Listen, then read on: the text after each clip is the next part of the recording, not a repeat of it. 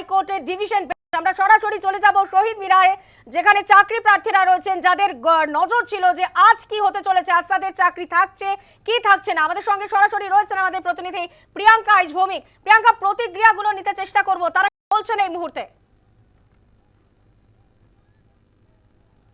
একেবারে সরাসরি সেই চেষ্টাই করবো।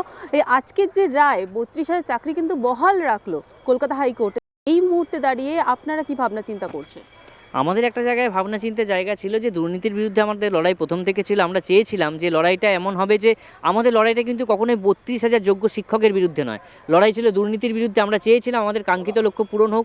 আমরা যারা বঞ্চিত ছিলাম, যে দুর্নীতির জন্য আমরা যারা বঞ্চিত হয়েছি, তাদের যেন এই বিচার ব্যবস্থা আমাদের আশু প্রতিকার করে। 32,000-এর মধ্যে যারা যোগ্য শিক্ষক, তারা রেসপেক্টের সাথে তারা যারা স্কুলে যেতে পারে, এবং আমরা যারা বঞ্চিত ছিলাম তারা যেন স্কুল ঘর ফেরত পারি। আজকে কোথাও আশাহত হলাম যে কোথাও মানবাধিকার লঙ্ঘিত হবে বলে হয়তো সকলকে একটা জায়গায় রাখা হলো, কিন্তু হ্যাঁ, এটা তো স্বীকার করা হয়েছে অনিয়ম বেনিয়ম হয়েছে। তাহলে অনিয়ম বেনিয়ম যখন হয়েছে, তাহলে কার্যত যারা অযোগ্য তাদেরকে সেখান থেকে বার করার এই লড়াই চলবে, এবং উচ্চতর আদালতের দিকে আমরা আগামী দিনে মুখ করবো যতক্ষণ আমাদের কাঙ্ক্ষিত লক্ষ্য পূরণ না হচ্ছে। আদালতের পর্যবেক্ষণ দীর্ঘ 9 বছর চাকরি করার পর যদি তাদের চাকরি বাতিল হয়, তবে পরিবারের উপর বিরূপ প্রতিক্রিয়া পড়তে পারে। তাহলে কি বিষয়টা কি দুর্নীতিকে অনুমোদন করতে হবে? যে যারা দুর্নীতি করে চাকরি পেয়েছে, 9 বছর ধরে তারা চাকরি করছে বলে তারা যেখানে দুর্নীতিগ্রস্ত, তাদের চাকরি যদি বহালতবিহিত রাখতে হয়, তাহলে আমাদের 9 বছর তো আমরাও তো বেকারত্বের জীবনযাপন আমরাও লালন পালিত করছে, আমাদের পরিবার আছে, তাহলে আমাদের দিকটা কোথায় ভাবা হচ্ছে? কার্যত আমাদের এইটাই বিষয়। প্রিয়াঙ্কা, ধন্যবাদ। আপাতত আমরা কথা বলছিলাম, সরাসরি ছিলেন আমাদের প্রতিনিধি প্রিয়াঙ্কা আইচ ভৌমিক। নিউজ রুম থেকে রয়েছেন আমাদের প্রতিনিধি চিন্ময় ভট্টাচার্য। চিন্ময়দা, প্রথমেই জানতে চাইবো যে এই যে আজকের রায়, বিচারপতি অভিজিৎ গঙ্গোপাধ্যায় তৎকালীন বিচারপতি, তার রায় খারিজ করে দিয়ে হাইকোর্টের ডিভিশন বেঞ্চ 32,000 প্রাথমিক শিক্ষকের চাকরি বহাল রাখলো। এতে একদিকে যেমন এই যে 32,000 পরিবার, 32,000 শিক্ষক, যাদের চাকরি এতদিন পর্যন্ত অনিশ্চিত ছিল, একটা সুতোয় ঝুলছিল, যেহেতু সিঙ্গেল বেঞ্চ অভিজিৎ গঙ্গোপাধ্যায়ের বিচারপতি অভিজিৎ গঙ্গোপাধ্যায়ের বেঞ্চ তাদের চাকরি খারিজ করে দিয়েছিল, কাজে অনিশ্চিত ছিল, সেই জায়গাটাতে দাঁড়িয়ে আজকে এই 32,000 শিক্ষকের ক্ষেত্রে একটা বিরাট স্বস্তি এলো। তাদের চাকরি এই মুহূর্তে খারিজ হচ্ছে না, চাকরি খারিজ হচ্ছে না, সেটাই বলেছে ডিভিশন বেঞ্চ। কাজেই এদের জীবনের ক্ষেত্রে একটা বিশাল স্বস্তি এলো। তাদের জীবনে যে অনিশ্চয়তা ছিল, সেই অনিশ্চয়তাটা ঘুচে গেল। আর অন্যদিকে এর যে রাজনৈতিক একটা দিক রয়েছে, যে আমরা দেখেছি এসএসসির যে 26,000 প্রায় চাকরি বাতিল হয়ে যাওয়ার পর রাজ্য সরকার ভয়ঙ্কর রকম চাপে পড়ে গিয়েছিল।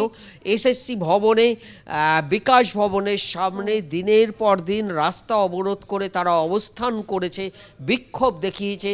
অন্যদিকে প্রশ্ন শুনতে হয়েছে রাজ্য সরকারকে, শিক্ষা দপ্তরকে, শিক্ষামন্ত্রীকে। সেই জায়গাটায় নির্বাচন যখন আর মাত্র 6 মাস মতন দূরে, সেই জায়গাটাতে দাঁড়িয়ে একটা রাজনৈতিকভাবে যদি বলা যায়, রাজ্য সরকার বিরাট একটা স্বস্তি পেল আপাতভাবে এই রায়। কিন্তু এইটা রায়ের একটা বিষয় ছিল যে 32,000 যে চাকরির খারিজের কথা বলেছিল সিঙ্গেল বেঞ্চ, সেই রায় খারিজ করে 32,000 চাকরি বহাল রাখলেন। এইটা একটা পার্ট। কিন্তু একই সঙ্গে আজকে ডিভিশন বেঞ্চ যে কথাগুলো বলেছে বা যে নির্দেশগুলো দিয়েছে, সেগুলোও কিন্তু সমান তাৎপর্যপূর্ণ। 32,000 প্রাথমিক শিক্ষকের চাকরি বহাল রইল, তার মানে কি কোথাও এরকম কিছু প্রমাণ হলো? যাদের বাতিল হয়েছিল তারা কি বলছেন শোনাবো। তাই আমরা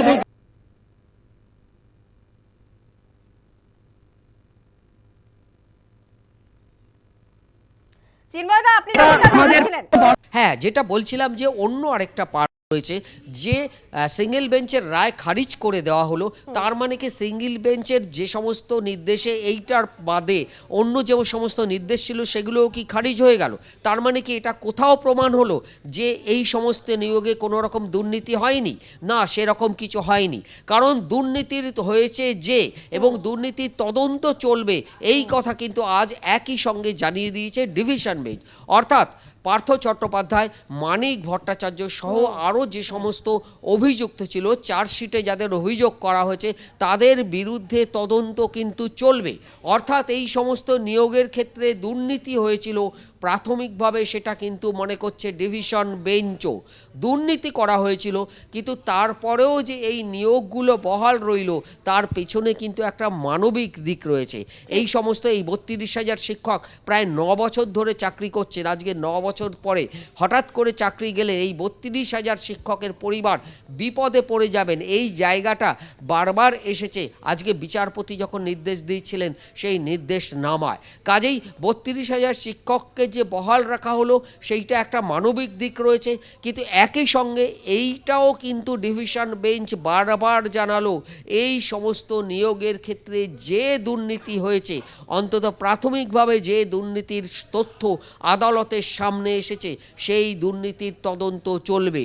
অর্থাৎ স্বস্তি নেই পার্থ চট্টোপাধ্যায়, মানিক ভট্টাচার্য, কুন্তল ঘোষ বা এর সঙ্গে যদি আরও কোনো যে কথা বারবার শোনা যাচ্ছিল, মাথা কোথায়, মাথা যদি কোনো মাথা জড়িত থাকে সেই মাথার কাছে যদি সিবিআই বা ইডি পৌঁছতে পারে, বারবার যেটা বলেছিলেন বিচারপতি অভিজিৎ গঙ্গোপাধ্যায় মামলার শুনানি চলাকালীন, কাজেই তাদেরও কিন্তু স্বস্তি নেই। দুর্নীতির তদন্ত চলবে, দুর্নীতি যে হয়েছে প্রাথমিকভাবে এটা জানিয়ে দিল, এটা মেনে নিল ডিভিশন বেঞ্চ। সানন্দা। অর্থাৎ চিন্ময়দা, আপনি যেমনটা বলছিলেন যে দুর্নীতির অভিযোগে কোনোভাবেই ক্লিনচিট দেয়নি হাইকোর্ট, সেখানে বারবার বলা হয়েছে যে দুর্নীতি হয়েছে, তদন্ত চলবে, কিন্তু এইটা কখনোই যুক্তি হতে পারে না, এই যুক্তি সামঞ্জস্যপূর্ণ নয় এতগুলো মানুষের চাকরি বাতিলের ক্ষেত্রে। সেই কারণেই, এবং আপনি যেটা বলছিলেন যে এর একটা মানবিক দিকও অবশ্যই রয়েছে, যে যেখানে বলা হচ্ছে যে পরিবারগুলো, তারা এবং তাদের পরিবার, তাদের ওপর একটা বিরূপ প্রতিক্রিয়া পড়বে। 9 বছর পর যদি এরকম একটা এতগুলো মানুষের চাকরি চলে যায় তাহলে সেক্ষেত্রে পরিবার সেখানে সমস্যায় পড়বে, তারা আবার রাস্তায় বসবে। সেক্ষেত্রে সেই মানবিক দিকটা, সেই গ্রাউন্ডেই কিন্তু হাইকোর্টের ডিভিশন বেঞ্চ এই 32,000 প্রাথমিকের শিক্ষকের চাকরি বহাল এর নির্দেশ না, শিক্ষা দপ্তর ক্লিন চিট পেল না। তৎকালীন যে শিক্ষামন্ত্রী ছিলেন বা শিক্ষামন্ত্রী পাল্টাতে পারে, মন্ত্রী পাল্টাতে পারে, মন্ত্রক ও শিক্ষা যে দপ্তর ছিল সেই দপ্তর তো পাল্টায় না। সেই শিক্ষা দপ্তরের থেকে এসএসসির তরফ থেকে প্রাথমিক শিক্ষা পর্ষদ তাদের তরফ থেকে নিয়োগ হয়েছিল, তারা সবাই কিন্তু আতশ কাচের তলাতেই রইলেন। তাদের যে সেই সময় যে কার্যকলাপ, তারা যেভাবে যে পদ্ধতি, যে অভিযোগ উঠেছে অ্যাপটিটিউড টেস্ট নেওয়া হয়নি, কোনো তালিকা প্রকাশ করা হয়নি, কারা চাকরি পাচ্ছেন, কারা মেধা তালিকা প্রকাশ করা হয়নি, এবং যে কারণে এই মামলা অনেক বেশি নাম্বার পেয়েও তাদের চাকরিতে ডাকা হয়নি, এই সমস্ত অভিযোগগুলো ছিল।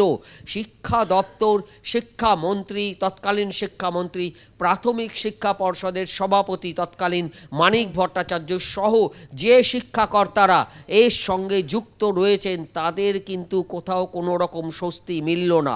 বা যদি আজকে শাসক দলের তরফ থেকে এইরকম বলা হয় যে যা অভিযোগ ছিল সব খারিজ হয়ে গেছে ডিভিশন বেঞ্চে, সেটাও কিন্তু ঠিক হবে না। চাকরি বাতিল করা হয়নি, চাকরি বহাল রাখা হয়েছে একেবারেই একটা মানবিক কারণে। এই 32,000 পরিবার চাকরি বাতিল হলে তারা বিপদে পড়ে যেত 9 বছর চাকরির পর, 10 বছর চাকরি করার পর। এটা বারবার বলেছেন বিচারপতিরা রায় দিতে গিয়ে। কাজেই সেইটা একটা পার্ট। দ্বিতীয় নম্বর পার্টটাও কিন্তু সমান গুরুত্বপূর্ণ। দুর্নীতি হয়েছে শিক্ষা দপ্তরের এই 32,000 নিয়োগ হয়েছে আরও বেশি, 42,000-এরও বেশি, প্রায় 43,000 নিয়োগ হয়েছে। সেই নিয়োগের ক্ষেত্রে দুর্নীতি হয়েছে, নিয়ম মানা হয়নি, বেনিয়ম হয়েছে, নিজেদের পছন্দ মতো প্রার্থীকে চাকরিতে বহাল রাখা হয়েছে, কোনো মেধা তালিকা প্রকাশ করা হয়নি, যোগ্যরা বঞ্চিত হয়েছে। অর্থাৎ এই যে একের পর এক অভিযোগ, অসংখ্য অভিযোগ জমা হয়েছিল একটা নিয়োগ প্রক্রিয়া নিয়ে, সেইগুলো কিন্তু সমানভাবে বহাল রইল এবং কোনো স্বস্তি মিলবে না।